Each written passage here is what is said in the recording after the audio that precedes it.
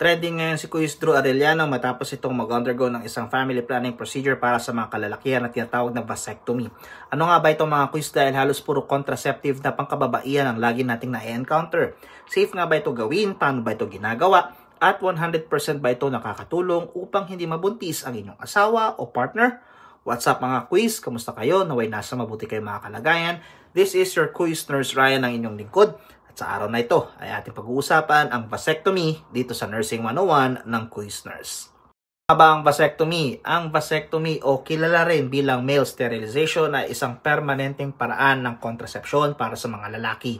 Sa paraang ito, pinipigilan ang paglabas ng similya mula sa ari tuwing nakikipagtalik. Isinasagawa ito sa pamamagitan ng lokal na pampamanhid at karaniwang tumatagal ng 15 hanggang 30 minuto. Karaniwan ang bahagyang pananakit sa loob ng 1 o 2 linggo matapos ang operasyon. Sino nga ba ang maaaring magpabasectomy? Mainam ito para sa mga lalaking may anak na at ayaw na madagdagan pa. At pangalawa, hindi na talaga nais magkaroon ng anak. Gaano ka-epektibo? Lubang epektibo ang vasectomy na may tagumpay na higit sa 99%. Reversal o pagbabalik, maaaring baliktarin ang vasectomy ngunit hindi ito palaging matagumpay at bihirang sinasagawa sa NHS dito sa Inglaterra. Araw ng operasyon, isinasagawa ito sa klinika, ospital o GP surgery o outpatient. Binubuo ng mga sumusunod na hakbang. Una, pagpapamanhid sa bayag, paghiwa sa balat ng bayag, pagputol o pagsara ng daluyan ng similya o sperm ducts, at pagtahi gamit ng mga natutunaw na sinulid. Recovery mula sa vasectomy, maaari makaranas ng pamamaga o pananakit ng bayag ng 1 linggo. Pwedeng may dugo sa similya at pananakit sa unang pagtigas ng ari, ngunit agad itong nawawala.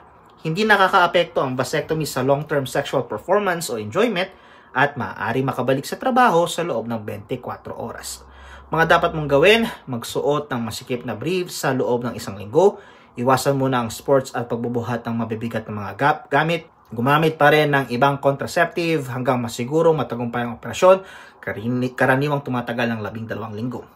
Mga dapat iwasan, huwag makipagtalik o magsariling sikap sa loob ng 2 hanggang 7 araw.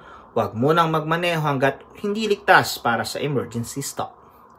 Mga posibleng side effects, banayad na pasa o pamamaga sa bayag, maliit na bukol o sperm granuloma na kadalasang nawawala, at infeksyon na maaaring gamutin ng antibiotics. Ang post-vasectomy pain syndrome o PVPS, bihirang kaso ng matagalang pananakit ng bayag, maaaring gamutin ng gamot laban sa pamamaga o pananakit ng nerbiyos at sa ilang kaso, operasyon.